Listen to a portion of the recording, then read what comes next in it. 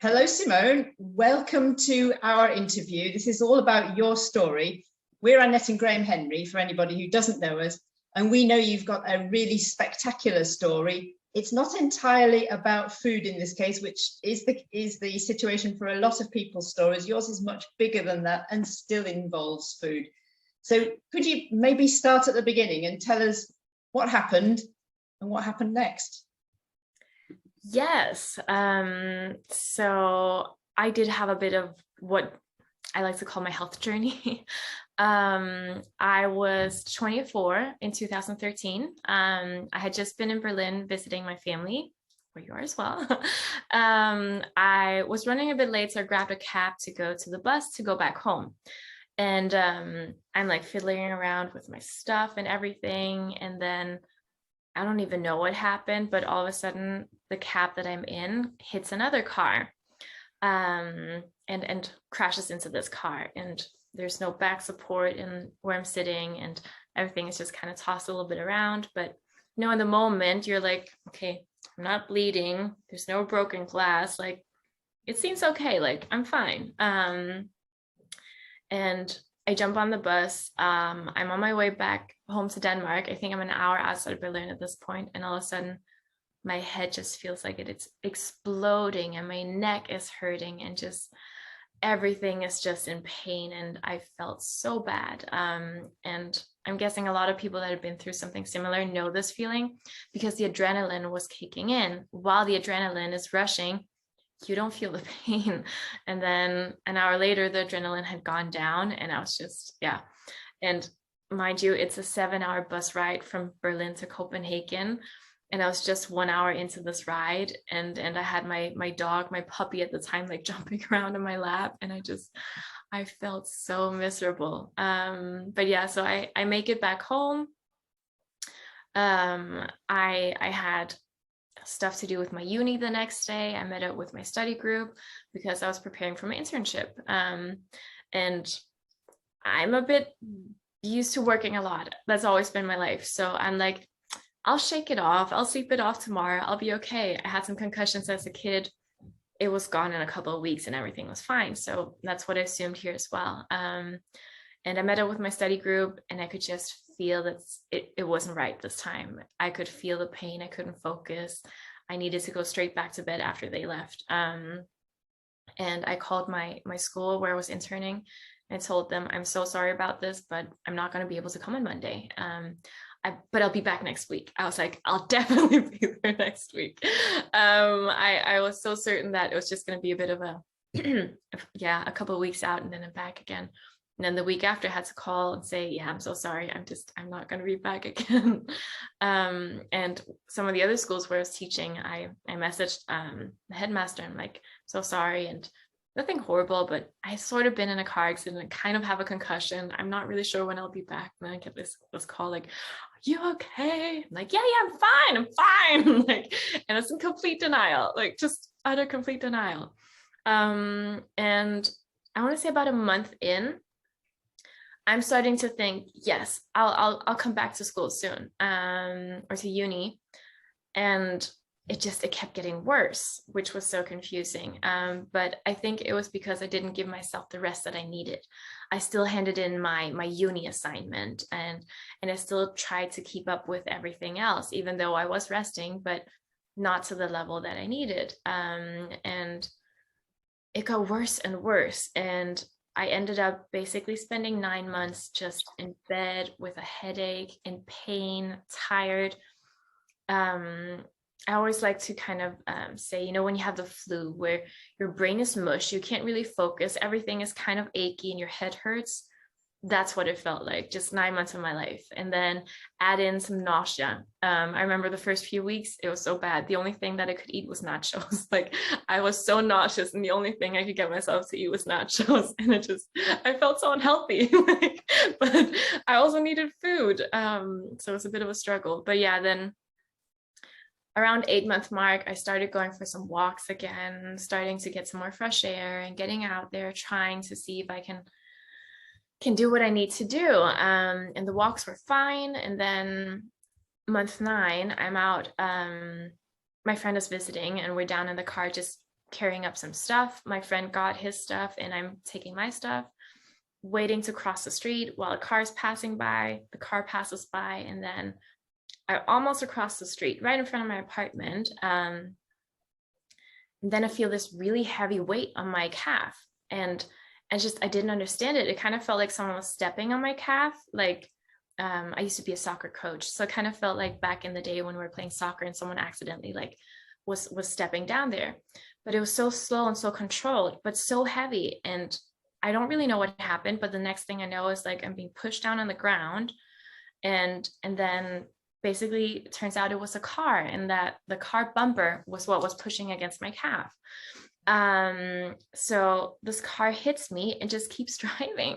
So I'm like looking, and I have like one wheel here and one wheel there, and by some miracle, like he didn't hit me. And thank goodness there was a handy worker working the apartment next door to me, and he was by his car getting something. So he's running over and is banging on the window of this car, and it's like, you need to pull forward. Turns out he was on his phone while parallel parking the car, didn't see me, didn't even like acknowledge that I was there. So I somehow managed to get out from underneath the car. I don't remember that part. And I'm standing there completely in shock. Like I was just going down to the car to get something. I didn't have my phone. I didn't have anything other than my keys and this shelf that I was carrying. And I remember the shelf because thank goodness for that, because somehow I managed to like go of the shelf and then land with my hands on top of the shelf. So I didn't injure my hands, which I was quite happy with afterwards. But my left knee was bleeding and my pants were ripped, and I don't know exactly like how bad it was at this point, but I was so in shock. I didn't know what was going on. And thank goodness for this handy worker, because he was like my guardian angel in this moment. He stepped in and he took over the conversation with this guy because he was being so disrespectful. He barely got out of the car. He didn't even finish his call. Like he hit me with his car and he's still on the phone. But then he finally gets out of the car, and then he says that I need to watch where I'm going. And like, sir, I'm underneath your car. Like, which part of like behind your car with the back towards you? Like you ran over me. But then this guy just keeps it completely calm. He's like, I need your insurance number. I need the name of your insurance. Basically takes care of this. But this guy refuses to give me the information, or to give us the information. It was so insane. And then thank goodness the guy, the handy worker remained completely calm, took a picture of the license plate and said, well, then we'll just call the cops and share your license plate with them. And then he got really angry, just walked off. It was so crazy. Yeah, exactly. So I'm still in shock. I'm trying to get up the stairs. At this point, I'm living on the 4th floor, which is just horrible with a hurt knee. But the handy worker is kind of helping me up, and my friend is helping me up. And turns out the handy worker's co-worker was standing by the window taking a smoke break, so he'd seen it as well. They were both just outraged by what happened, and said that if I ever needed a witness and they were there, and please call the insurance, please call the police, and please go to the emergency room. Just like, it's probably okay. Like, I'm fine. It's not that bad. Like, yeah, you probably see a pattern now. And I go back into my apartment. My friend is helping me with the shelf and whatever else we had. And then I'm icing my knee. I'm just trying to take it a bit calm. And I'm trying to like process what just happened. Because again, I was really in shock. It really hit me hard. And turns out years later, actually, I had PTSD from this, and have been in various treatments for that as well. But it was a bit of a moment, and I'm like, you know what, my knee's probably fine. And then I remember my best friend, she was on vacation in Los Angeles, so she was a bit in a different time zone, but all of a sudden her mother calls me, who I'm quite close with, and she's like, Simone, what are you doing? You need to go to the emergency room. I'm like, okay. How are you? So nice to hear from you. And she's like, and she called me Nulle. It was so funny. I don't even know why she calls everyone that. She's like, Nulle, you're going to go to the emergency room. You're calling a cab right now. And then I'm going to stay with you on the phone. And then I'm going to listen as you check in. And I'm going to listen all the way through. You're going to the emergency room. I'm like, okay, I get it. Okay, I'm going to emergency room, and like ordered a cab and got to the emergency room. It's just around the corner basically, but it's still, I couldn't really walk, so I took a cab. Yeah. And I get there, and it was a bit hectic, even though it wasn't actually a busy night for them. And then all of a sudden, like, I've got like a vaccine in my arm with like the what is it called, the one that you get every 10 years or so, when when you injure yourself, you scrape your... Yes, thank you. Yeah, so that was the one. I hadn't had it since I was a kid, so obviously I needed that one. And then they're looking at my knee and they're like, yeah, seems okay, but crutches, ice, yeah, all of that stuff. And I go back home. I'm calling my friend's mother. I'm like, I did it. I was there. It's okay.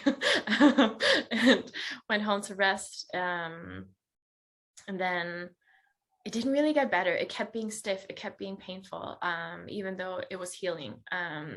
So I made an appointment with my doctor, had her look at it, and she couldn't really see anything, but still told me, take it easy, don't overstrain it. And thank goodness at the time I was in physiotherapy for my concussion in my neck. So she was kind of guiding me through it as well. And was giving me like this tape to support and whatever she could do without doing anything like major. And a year passes and my knee is still just hurting all the time. I've got nerve damage on my skin from the fall. So every time I'm wearing tight pants or jeans, it's just so painful. So I got these lidocaine band-aids that I could wear in case I needed to wear specific clothes or do something that was going to be hurtful.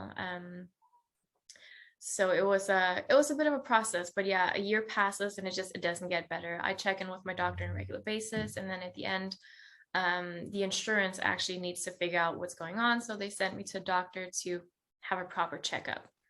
I guess the doctor just expecting a checkup and then the insurance to do whatever they need to do. And then he actually says, I think I know what's wrong. It's not my area of expertise, but I would like to send you over to my coworker who knows this better. And, when you're sick and you're in pain, you try anything and everything. So I went with it. I was like, of course. So I had an appointment with his colleague a couple of weeks later. He examined my knee. He explained what he thought was wrong, what had happened. He drew it. He said, okay, there are 3 options. I won't know exactly which one it is until I'm in the knee. If it's this, I'll go about it this way. If it's this way. And then if it's that way. So I felt quite comfortable with him and the explanation. And he said, expect about 2 to 6 weeks of walking in crutches afterwards and needing healing and downtime and recovering. And I was like, you know what, that's fine, no problem. And we scheduled it in so that it fit with my uni. I was back at uni at this point. I just started back up. It was my first semester back. So we scheduled it for towards the end of the semester so that it would go into my exam study break and my holidays, so that I wouldn't miss out on more uni, because I missed out on, or was it 18 months of uni? I think 16 months of uni, which is a lot. And I wasn't about to start missing out on any more. So we scheduled the surgery, and I was anxious, I was nervous, excited at the same time, because it was this promise of potentially getting better that every sick person is just longing for. And the months just felt like years, and I tried to do what I could to prepare. I try to stay in shape, because the better shape you're in, the better the recovery. I tried to eat well, do whatever else seemed right. And then we hit the surgery day. It was November. I remember I was so scared of getting a cold or getting sick, because then they would have to postpone, and it's like months of wait list. So I remember just basically like, yeah, you would think it was Corona. I was like, stay away to all my friends. And I even think I ran out of a uni class because someone was sneezing. I'm like, no, I can't get sick now.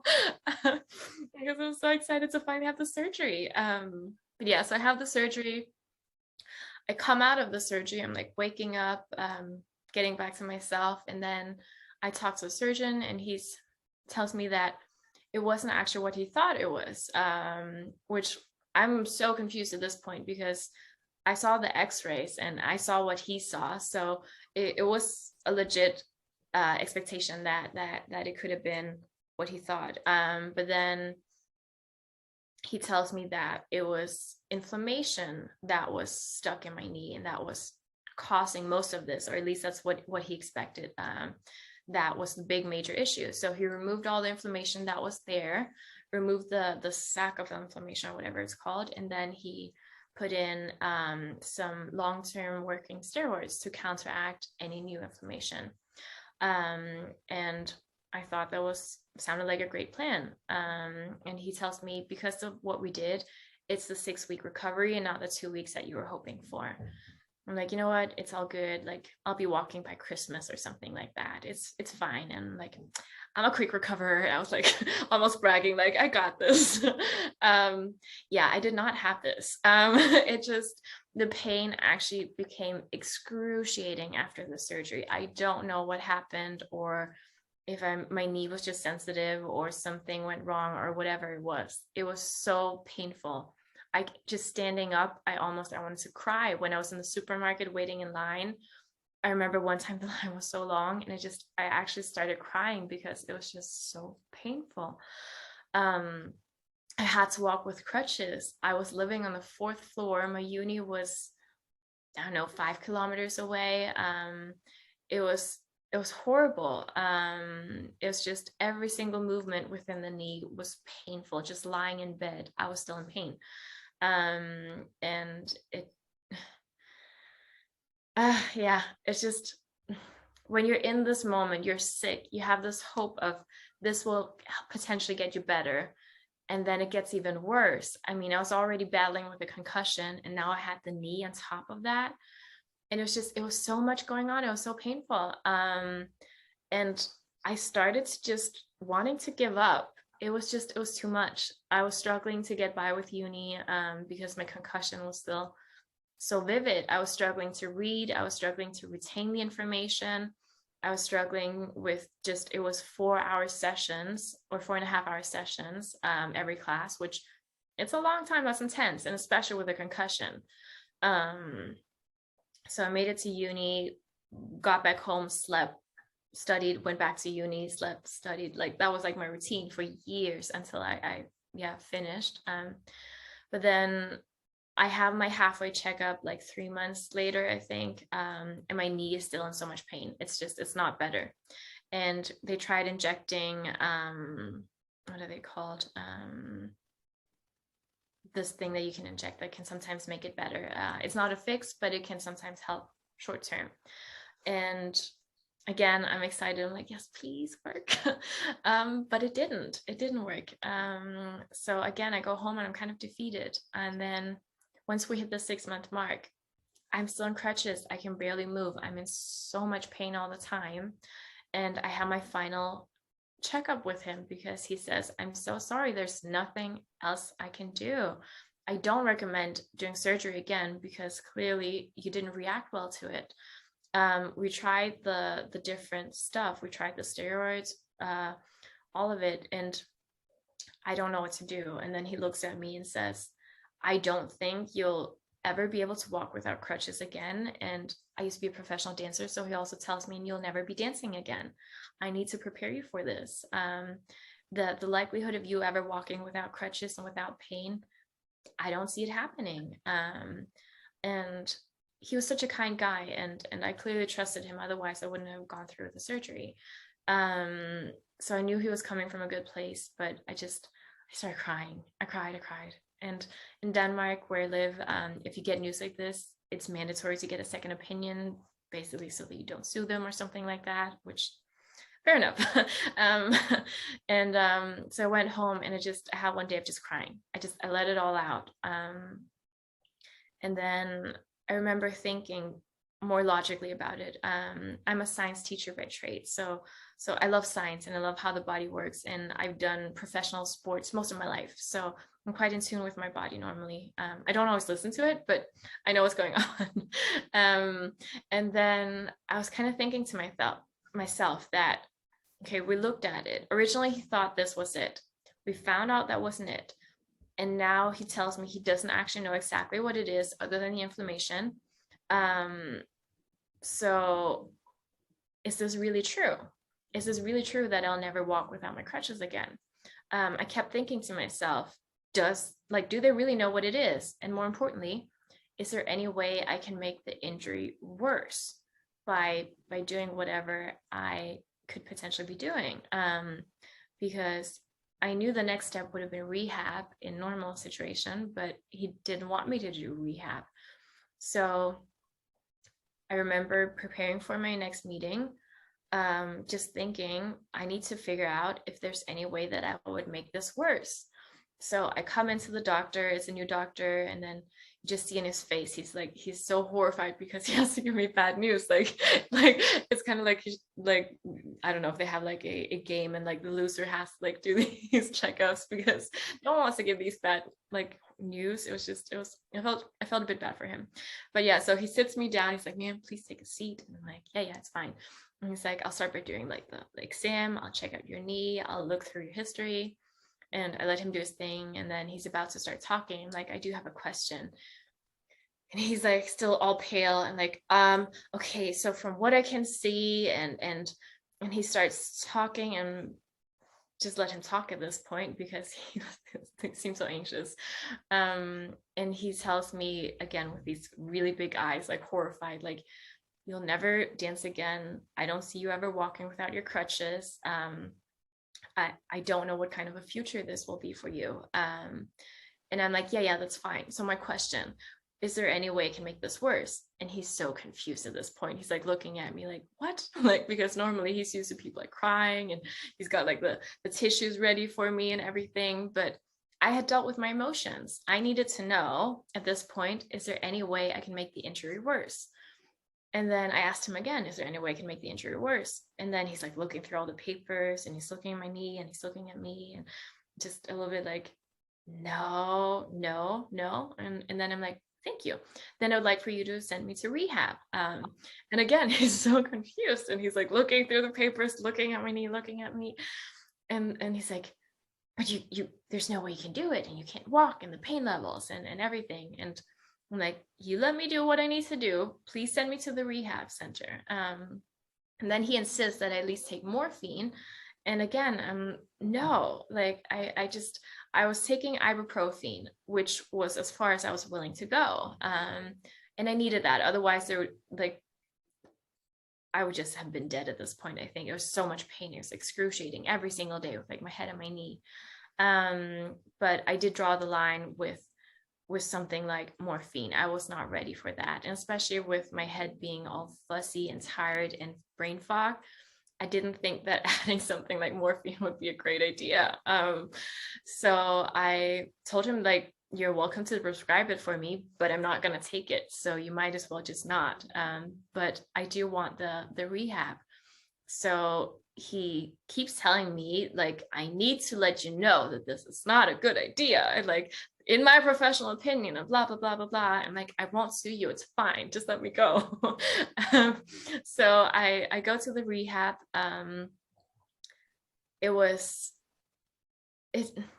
It's so silly because I spent most of my life dancing professionally. Like, I spent most of my life dancing 15 to 50 hours a week. At my peak, I was dancing 50 hours a week. And you think that would be intense. And yet this is the hardest thing I've ever done in my life. It was 2 hours of rehab twice a week. It was Monday and Thursday, I think. And it was just excruciating pain. Because it was rehab, which was strengthening my knee and doing stuff with my knee. And then I went back home and I cried, I ate, I slept. I was in so much pain afterwards because my entire nervous system was just in shock from all of this pain. And it made my concussion even worse. And just everything was intensified. So then I had like 3 days to recover. And then I went back for another one. And then I went home, I cried, I slept, I ate and recovered, and then went back in again.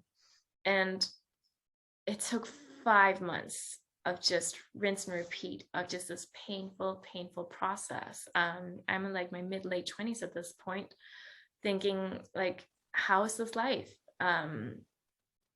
it was horrible. But a month and a half in, I was able to ditch the crutches and started walking again. Simone, just to come in there, and it's what you're saying is so powerful and so eloquent, and I hesitated to interrupt, but all of this time that you've spoken as well, it seems like you've not mentioned really anybody else that's been there to support you. I mean, it seems like you've, there possibly was. It's obviously the way you've told the story, but it's incredibly your resilience in doing this and your determination to not lie down seems incredible. But did you have any support in this time? I mean, your family, I think you said, was in Berlin, or was it completely you alone? It was a lot of me on my own, to be honest with you. As I mentioned, my parents are in Germany. I'm not that close with them. I'm not, my father's, we don't communicate, and my mother, we're not that close either. So I went through this with no parents there, on my own, with my tiny dog sometimes as my support. I think I had over 100 hospital visits with all of it, but I do have my grandparents that are my everything. However, they're obviously a bit older. They're 80 now, so they weren't always able to be there with me in the hospital on the day. So my grandmother was there with me for the knee surgery, and then I stayed with them afterwards for recovery, but they were always there for the other side of it, where I could just go to their place. They would cook for me. We have this Danish word hygge, which is like coziness, which is basically the factor that they brought into it. And without them, I wouldn't have been able to get through it. So it was a lot of me on my own in the hospital. Every single time, I had some amazing friends that helped and supported me, but it was very much just me and the dog.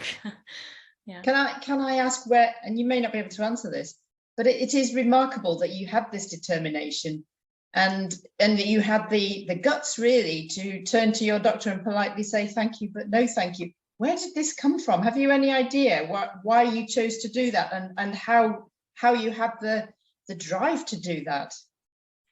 Yeah, such a great question. Thank you. I've always been quite driven and motivated for anything that I do. I learned to swim when I was about 5 or 6 years old. I always used to go on sports vacations with my family, and I still do. I go to the sports resort every single time I get a chance. I love it so much. So I just learned to swim on this vacation. And then we're like in this little shop where they have like clothes and bags and stuff. And I found this bag, and I want this bag so badly. And I told my mom I want the bag. And she's just like kind of laughing, like, well, if you can swim half a kilometer, I'll buy it for you. I'm like, I will swim half a kilometer. I'm like, I'll do it tomorrow. And she's just kind of like, yeah, whatever. And then the next day we go to the pool. I start swimming, and my father's like swimming next to me in the beginning, but after like 3 laps, it's just like, and kind of gives up. And I remember I start swimming, and I'm like, I like this. I'm going to do 1 kilometer. Half a kilometer seems dumb. I'm like 5 or 6 years old. And then I remember I hit the half kilometer mark, and my mother is standing next to the pool, like ready to take me out. And I just look at her and like shake my head, and then it just keeps swimming. And she's like, what? And she's like running after me. And she's like, you do know you did half a kilometer? Just still shaking my head to keep swimming. And I don't like stop until I've hit 1 kilometer. And then I come out of the pool. My legs are like jello at this point, because like I just learned how to swim. And I did 1 kilometer. And then I get out of the pool. I remember my mom brought me a Diet Coke, I think, because they're out of Coke. And I never had soda or anything like that growing up. So I remember it being quite a big thing, because like I never got this. And then she's like, yeah, we'll go buy that bag for you right away. Like, you deserve this now. So I think it's always been there. I've always just kind of decided, this is what I want to do. I will find a way and I will make it happen. And again, I did the professional sports. I moved away from Germany to Denmark at age 17 all by myself. Lived in boarding school where I didn't actually know anyone, and moved to LA in my early 20s to pursue dancing. And now I'm moving to the UK. So I've always just been looking for that adventure. That's something that is going to be the right fit for me, and I will do whatever I need to do to make it happen. So yeah, it's clearly shown in my medical history as well. That I'm convinced that is a factor in your recovery as well. I mean, that mindset, because mindset is so important. But just to pick up again from where we left off then. So you mentioned 5 months of going through excruciating pain. What happened next? Yeah, so 1.5 months in, I just been through this painful rehab. And then my physio, I was a bit scared of him, but I also really just adored him because he was really just working for my best interest. But it was so painful, so I was a bit scared of him. And then he takes my crutches and he tells me, go over to the door and then come back to me. And I'm just like, oh no, it's happening. And then I did it, and it took forever, but I did it. And he was standing with the crutches, and then he's like, do it again. I'm like, no. But yeah, so I did it again. And then he looks at me and he's like, I want you to walk home without your crutches, or get home. And he's like, just get home without the crutches. And I was so scared, so scared. I mean, like, first of all, what the hell do I do? Just walk with them in my hand, like just an accessory? Or and I remember, okay, so I gotta be honest, there was this bakery next to the rehab center that did delicious vegan cakes, and I always went there afterwards and bought something for myself because I felt like I deserved that. So I remember like walking over to this bakery, and I'm like half using the crutches, half not. I'm still trying to figure out, like, am I too scared to let go? Can I let go? And then at some point I had like the string around my neck, so just dropped them and let them kind of like dangle next to me. I'm like, this is so weird. And then I remember in the bakery, I didn't want to explain, so I used the crutches in the bakery.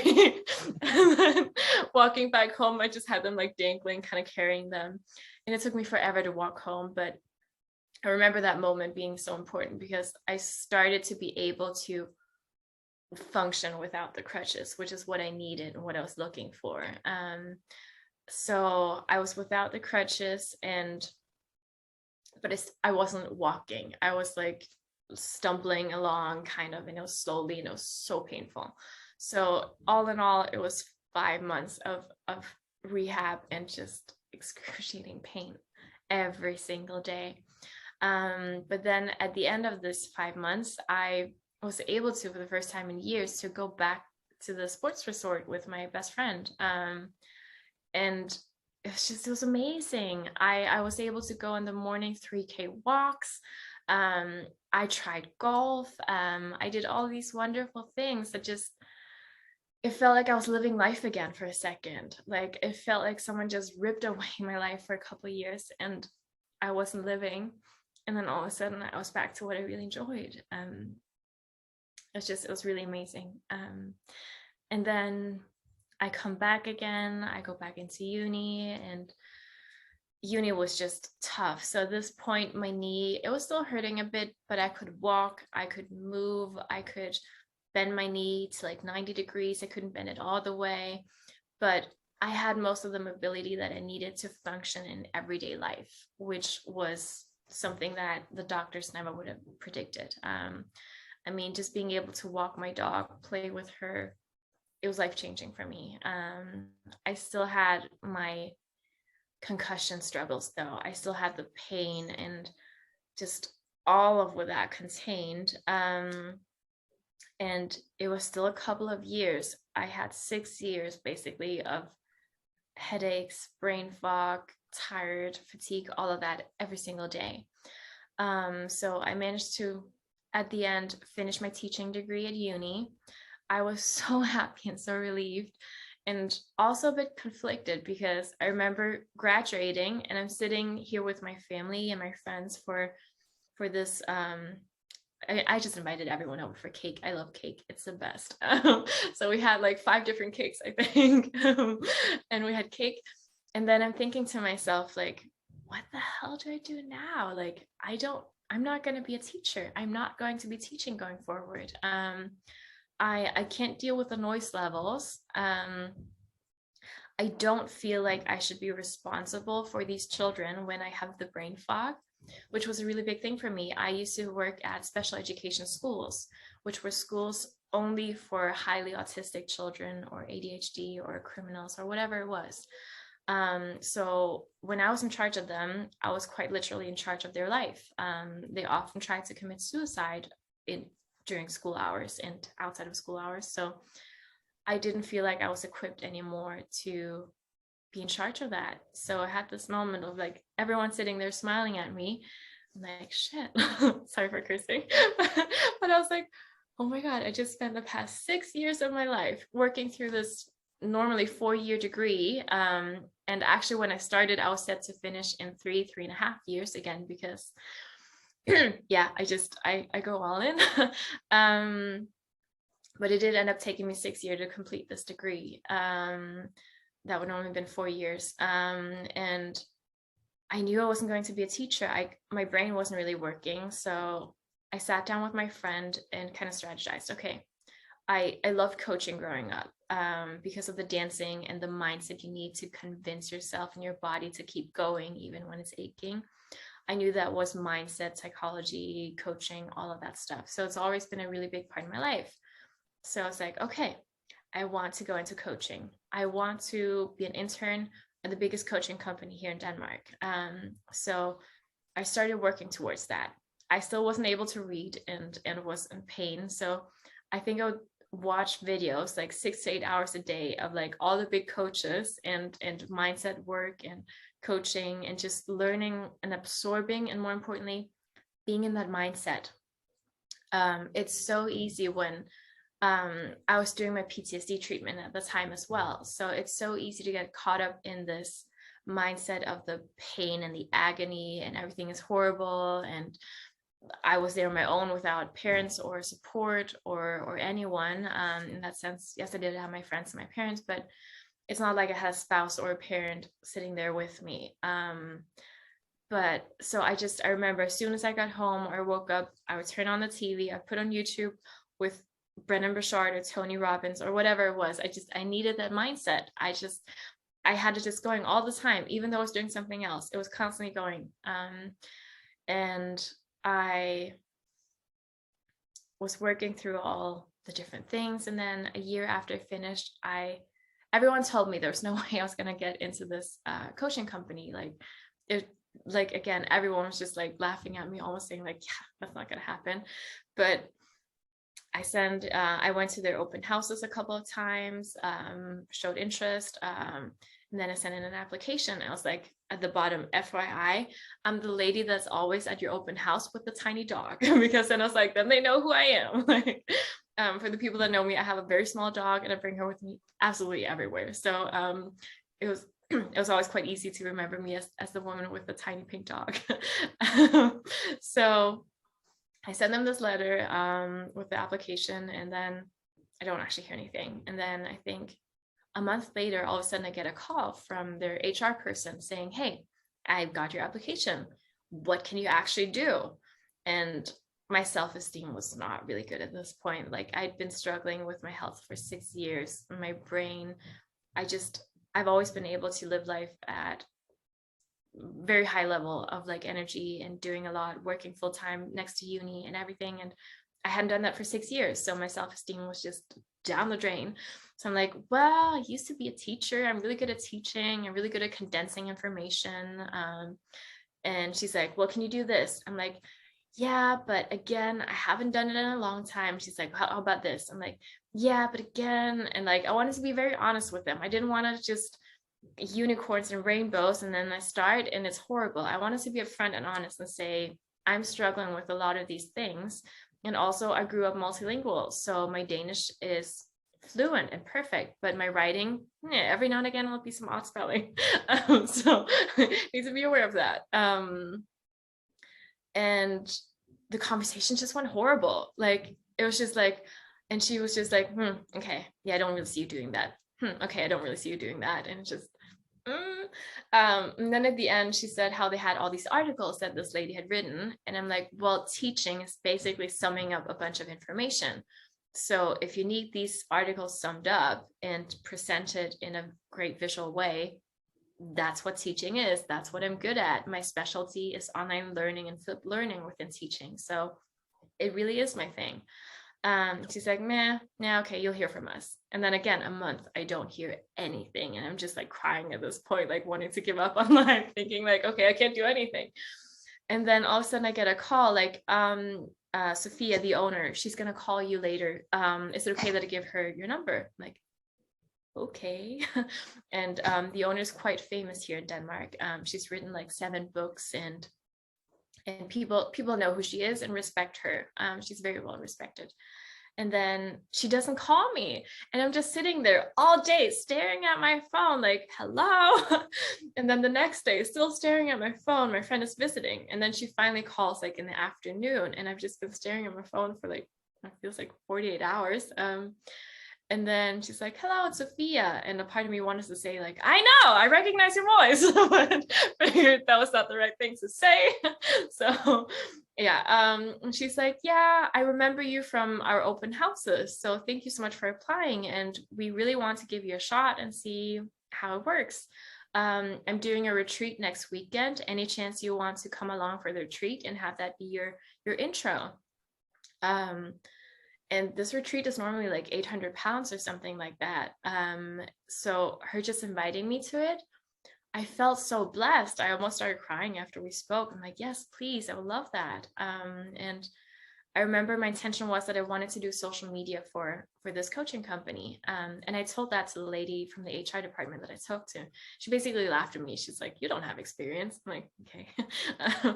And then, because in my head, again, teaching social media, it's not that different, although it's a bit more visual in social media, but still it's very much the same thing in my head. So I ended up starting that for that retreat, and she's like, do you mind taking some pictures throughout the weekend that I can use for my social media? I'm like, I'm on it. And again, I went all in, and I think I took 800 pictures that weekend because I was like, there's not going to happen one single thing that I didn't capture on camera.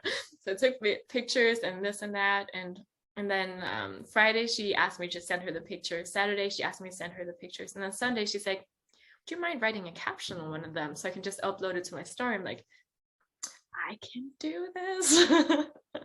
And then apparently she really enjoyed what I did. And turns out the HR lady wasn't in the company anymore, which is why she called me directly. And she was like, I'd love for you to just keep doing social media for me. How does that sound? I'm like, I called my friends like, I did it. And then it was amazing because it's they basically educate 80% of the coaches in Denmark. So it was this beautiful continuation of me working on my mindset, because I got to see all the coaches being educated, like certified and going through all the modules. So I would go in, I'd take pictures, I would take notes, and then I would add that on social media and post about it and do advertising and campaigns. And it was just being around all of this mindset work. And it was so beautiful. And in the beginning, I was just there a couple of hours a week, because I was still struggling with my headache and my brain fog and everything. And to be honest with you, before I started, I was at a point where I was almost ready to just give up. I tried every single treatment out there, like craniosacral, energy healing, doctor stuff, physiotherapy, infrared saunas. Like you mentioned it, I tried it. Like nothing helped. I was ready to give up. But now I was in an environment that I really loved. I was finally inspired to go back to work and do everything that I wanted to do. I've always dreamed of running my own business, and all of a sudden I was in this place where everyone was doing it in one way or another, and everyone was growing and learning, and just, it was so beautiful. And out of the blue, I still remember, it was so weird. I get a message on Instagram from this lady that had helped me with advice on brain recovery along the way. She had been through concussion and injury like I had, and had overcome it. And then she messages me and she says, hey, Simone, like normally I don't do this, so please take it the wrong way, but I got an online course coming up soon about eating your way back to brain health. Normally I don't message people, but I felt called to message you and let you know, I think this could really help you. And like I mentioned, I was ready to give up. But then I thought, you know what? I trust her. She's helped me along the way for free. And now she has this course. And what's the worst thing that can happen? I eat healthy food. Like it's not like morphine or whatever the doctor suggested. So I'm going to give it a shot. And she even offered me a really kind payment plan because, again, I hadn't been working properly in forever. So finances were not really the best. And I went all in. I cut out the sugar like she suggested. I cut out gluten. I cut out dairy. I wasn't eating meat. And then I'm allergic to dairy and eggs. So I figured I'd just cut out the dairy and eggs. And then in the beginning, I was eating fish every now and again when we got it served at work, but then I cut that out as well. And the joke is actually like, almost a year later, I found out that I'd become vegan without realizing, because for me, it was part of my food recovery. I didn't even think about it. Like, I mean, I was buying vegan nuggets, not thinking about it, vegan mayonnaise, not thinking about it, because in my head, it was clean eating. That was what it was in my head. I never thought about the labels in any sense. I was just trying to do what was right for my body. So I stuck with this diet for 100 days of what she suggested, with really, especially big focus being cutting out sugar and processed food and all of that, and really just clearing out the inflammation out of my body, because a lot of this was inflammation at this point and just stress. Yeah, all sit up. And then it was kind of funny, around day 100, I then had nose surgery. So as a child, I broke my nose 3 times. Again, I played a lot of sports. So my septum, the wall inside of the nose, it basically went like this, meaning I was struggling to breathe, especially at night. Like I would wake up like all of a sudden, like just needed air. And I always thought I just had nightmares. It wasn't until like a couple of years prior that I figured out, oh, it's because I broke my nose.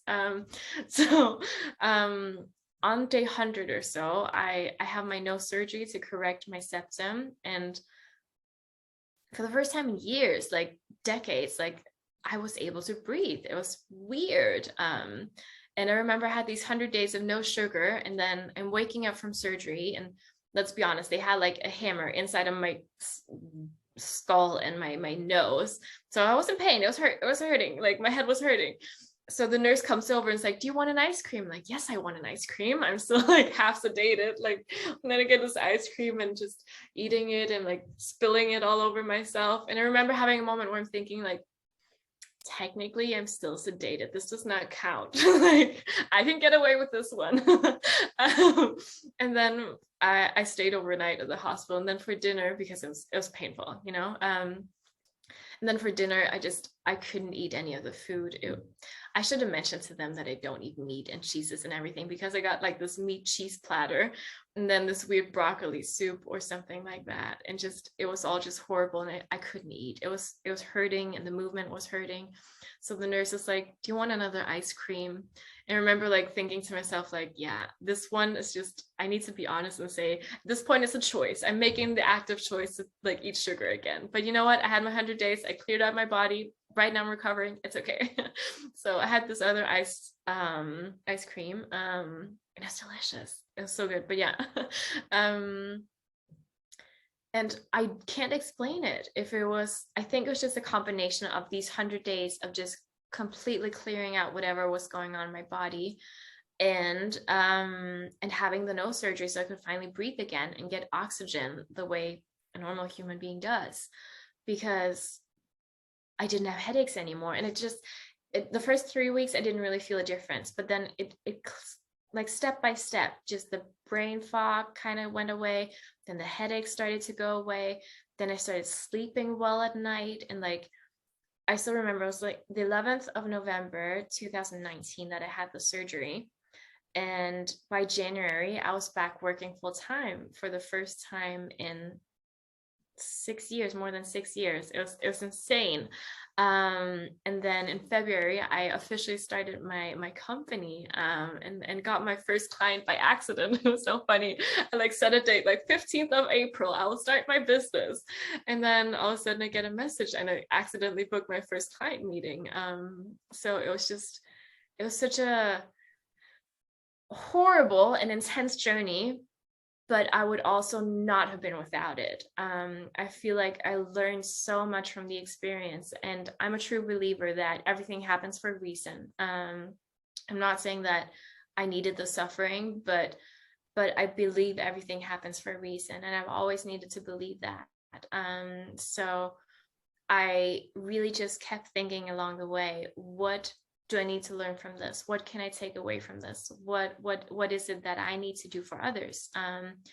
And I had this pivotal moment through this online course, thinking that my life changed because this woman had the guts to create this online course. Most people would just have written a book, but like I mentioned, I wasn't able to retain information at this point. So if I had read a book, it wouldn't have helped me, because like 2 days later, I wouldn't remember what it was. But she created an online course in short, simple bite sizes. And I was surrounded by the best coaches in Denmark. And I remember thinking how many people they could help with whatever it is that they know in online courses. And I kind of became obsessed with the idea of, I mean, when I was studying to become a teacher, my specialty was flipped learning and online learning and e-learning. So I was like, this is it. It's meant to be. So I started helping all the coaches create online courses and supported them along the way. And then my business became online learning, basically. So it started off with me teaching solopreneurs how to create their own online courses. Then I created an online course to help them, guide them, teach them, and had group coaching on the side and one-on-one coaching on the side. And now I actually create training for companies and charities around onboarding of employees and training and teaching them in whatever processes there might be. So I know it's all just been this beautiful evolution of what started with me teaching when I was 17, and now I'm teaching, but without the students, but I still have the love of teaching that I get to do without having the responsibility of the student. And so ultimately you get to do now what you wanted to do then, but in a way where you're providing even more value because of everything you've been through as well. Yeah, exactly. Just what I'm really interested to know as well is you were talking about the 100 days and about this regime, if you like, the eating regime. What happened after the 100 days, and are you still vegan? I mean, yes. I know the answer to that. Exactly. So I found out afterwards, like way afterwards, that I was vegan. So I mostly stuck with it. I'm not as strict as I was then. I love snacking. It's my thing. And I will snack on sugary stuff as well. But I was quite strict with the processed foods in most ways. And again, I kept out the dairy. I kept out the eggs and such. I will be very honest and say about once a month, I will do a cheat day and I will have like nachos with actual cheese instead of vegan cheese, because I do just need to come, like, it makes me so happy. So once a month, I will have one small meal that is a little bit off with a vegan, but the rest of the time, I actually had a client last year where he was telling me he was vegan, and we were talking about, I love bacon. I never eat it anymore. And then we were talking, and I'm having this pivotal moment of like, wait, when was the last time I had meat? When was the last time I had anything that's not vegan? And I remember we're on Zoom, and I brought the computer with me to the kitchen, and we're like looking, okay, vegan mayo, vegan nuggets, vegan pizza. I'm like, oh wow, I'm vegan. I didn't know. I had no idea. For me, it's just clean eating. And really caring about my body. So I kept that going, and I'm very wary of what it is that I eat. I rarely drink alcohol. Again, with having the brain having been such an issue, I'm not going to do anything that I know will do that. I don't drink caffeine. I do love the Christmas cookies at the moment. That's my biggest issue. But normally I will have vegan chocolate, which is sweetened with coconut sugar, because it doesn't have that spike in insulin that affects the inflammation and everything. So it's very important for me to eat something that nourishes my body. But that also sustainable. That was my biggest issue in the beginning. I didn't get enough protein. It was a big struggle for me ever since I was 14 and mostly ditched the meat. So I'm very fortunate that one of my closest friends is my personal trainer and also nutrition coach. So she sat down with me, we laid a plan, made sure that I found some foods that are vegan and agree with my digestive system and everything, because again, having been through all of this, my digestive system was just horribly affected by it. So really finding a plan of finding like the vegan protein shakes, of like the vegan nuggets, for instance. I'll always have some hummus in my fridge that I make myself, and just having these easy solutions that I can do in between meetings and a long work day. So it's been quite exciting for me to, I think I sometimes I feel a bit left out because we're in this vegan community and everyone celebrates like their vegan birthday. And I don't even know when mine is because I just, it kind of happened by accident. Like, and is Simone dancing now? Oh, yes, good question. yeah. I said, what now? Is Simone back to dancing now? Are you dancing? Oh, yes. So I'm not dancing professionally, but I dance for my own joy and pleasure, and it makes me so happy. It's the best thing. Like, I don't think a day goes by where I'm not listening to music and dancing around, and then I take my dog up and dance with her, and she's just like confused but loves it as well. I think your spirit's dancing. I think it is, and there's really nothing you can't do now, is there? From what we're understanding, you're doing anything you want to do. I mean, exactly. If there's something that I want to do, I will find a way. It's right now, Brexit is my biggest issue. Yes, if you want to get to the UK. A way around that. So I'm not going to let any of that hinder me. I will always find a way. So have you thought about motivational speaking as well? Because what you've gone through and what your whole your enthusiasm is so inspiring for others, and as well as coaching, you've got such a powerful story to share, and obviously we're going to help with this interview to share it to others as well. I think it should be a film. In all honesty, I think you should approach a film company. So Simone, how do people get in contact with you? What's the best way to contact you? Facebook, Instagram? Yes, I am on most of the social media platforms. I'm on LinkedIn, Facebook, Instagram. I have my homepage. You can find me on the handle Simone Summers, Simone, Simone, Summers, Sumers, 1 M, not 2.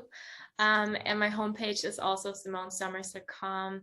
SimoneSumers.com.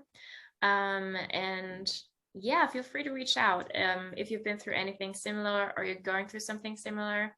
I would love to just talk to you and just share and be in that moment together, because I know it's long, lonely road. So sometimes it's really nice to just talk to someone who understands it. So I'm always very open to talk to anyone who's been through anything similar. Feel free to send me a message and just say you watched the interview and whatever is on your mind. Yeah, it's painful, it's a struggle, and it's a lonely place to be in. So anything that anyone needs to just, I'm there. You don't have to say anything, just know that I'm there with you. Great, thank you very much, Simone. We'll just, if you could just hang on after we stop the recording, and we can just have a little chat afterwards. And that was wonderful. Thank you very much for sharing your story. Superb, yeah, really.